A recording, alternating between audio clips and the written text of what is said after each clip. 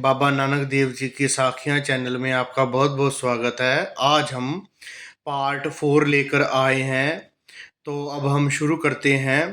एक ओंकार सतगुरु प्रसाद साखी श्री गुरु नानक देव जी के अवतार धारने की। महाराज श्री गुरु नानक देव जी की जन्म पत्रिका लिखने की विधि। गुरु अंगद देव जी के दीवान में भाई बूढ़ा जी से लेकर बहुत से श्रद्धालु सिख आदि उपस्थित थे।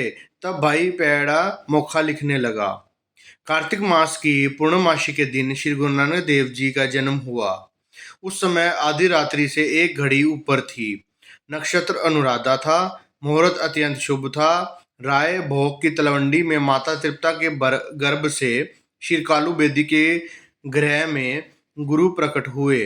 कालू जी ने पुत्र जन्म सुनकर अपने घर पुरोहित, जिसका नाम पंडित हरदयाल था, उसके घर जाकर नमस्कार करके कहा कि पंडित जी, आपकी कृपा से मेरे गृह में पुत्र उत्पन्न हुआ है, तो आप मेरे गृह में चलकर बालक की जन्म पत्रिका लिखें। पंडित जी ने कहा कि मैं पूजा पाठ करके आपके घर में आता हूँ, आप चलें। कालू जी अपने घर में पधारे। 2 घंटे दिन चढ़ने के पश्चात पंडित हरदयाल जी कालू जी के घर में पधारे। कालू जी ने पंडित जी का उचित सत्कार किया और सुंदर आसन पर बैठाया।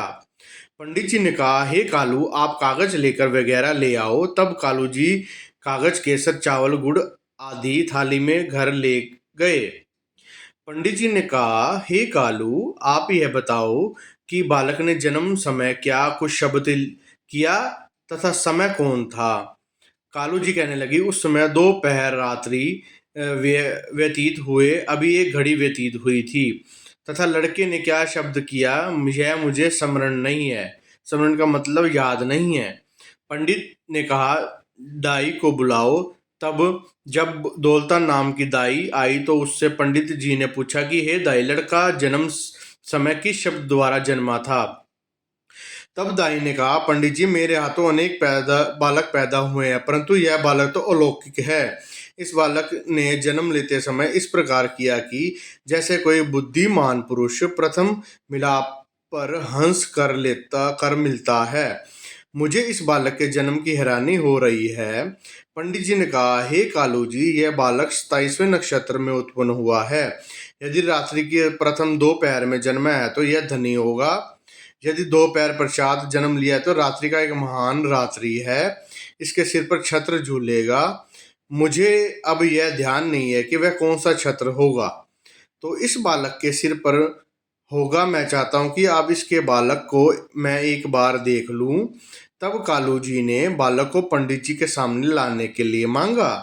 तृप्ता जी ने कहा कि शीत अधिक है, इसलिए बालक को बाहर ले जाना उचित नहीं है। जब पंडित जी ने बालक का कष्ट अपने ऊपर लिया तब माता तृप्ता जी मान गए। अतः वस्त्र के भीतर बालक को अच्छी प्रकार लपेट कर कालू जी बाहर लेकर आए।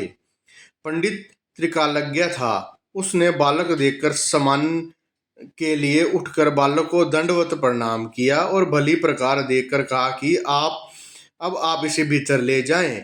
लड़के को कालू के भीतर जा दिया और स्वयं पंडित जी से लड़के के नामकरण के लिए अनुरोध किया। ग्रहों की दशा का फल सुनना चाहा।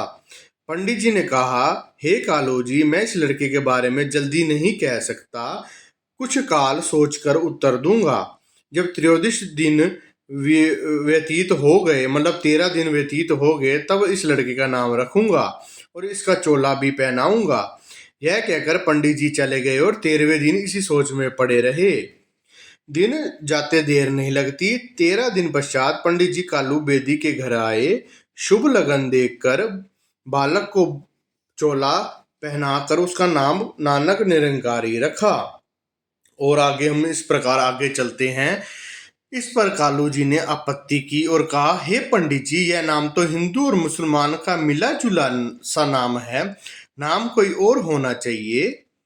तो पंडित जी ने उत्तर दिया, बेदी जी, यह आपका पुत्र दिव्य ज्योति का अवतार है। ऐसा अवतार आज तक नहीं हुआ। रामचंद्र, कृष्ण चंद्रा की जितने भी अवतार हुए हैं उनकी पूजा हिंदू करते हैं, परंतु इसका पूजन हिंदू मुसलमान दोनों ही करेंगे। इस प्रताप सूर्य की भांति चमकेगा। जन स्थल तथा सब की इसकी स्तुति से भर जाएंगे।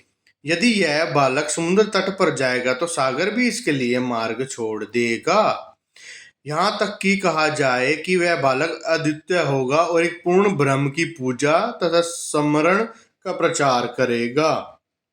तो इस प्रकार यह बालक पूर्ण धर्मात्मा और ज्ञान वैराग्य का अद्वितीय ज्ञाता होगा और परमात्मा के बिना और किसकी पूजा नहीं करेगा। हे परम मित्र बेदी, मुझे अब यह चिंता है कि इस लड़के के प्रताप का जब सूर्य चमकेगा उस समय स्वयं हम रहें अथवा ना रहें। यह बालक पूर्ण अवतार है।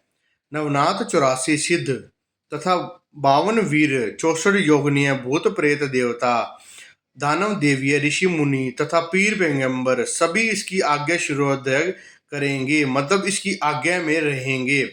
बालक साधारण बालक नहीं है, वह जगत निर्माता स्वयं अवतार धार कर संसार का कल्याण करने के लिए प्रकट हुआ है। इसका मतलब यह है कि खुद अकाल पुरख वाहे गुरु इस संसार में बाबा नानक जी के रूप में आए हैं। इस प्रकार यह कहकर पंडित जी ने अपने घर को गए और इधर कालू जी अत्यंत प्रसन्न हुए और घर में किसी प्रकार की त्रुटि नहीं थी। बालक के जन्मोत्सव की खुशी में वस्त्र, अन्न, स्वर्ण और गाय आदि अनेक प्रकार के दान किए। अनेक नर नारी कालू जी तथा तृप्ता जी को बधाई देने आने लगे। तब यह समय बहुत उचित सम्मान का था। और आगे की जो हम साखी है अब अगले पार्ट में आपको सुनाएंगे। आपका बहुत बहुत शुक्रिया। जिसने भी ये साखी सुनी उसका बहुत बहुत शुक्रिया। हमारे चैनल को लाइक करें और सब्सक्राइब करें ताकि इस प्रकार की और वीडियो और साखियाँ हम और लेकर आएँ, ताकि इसी तरह से हमारा प्रेम प्यार बना रहे। आपका बहुत बहुत शुक्रिया।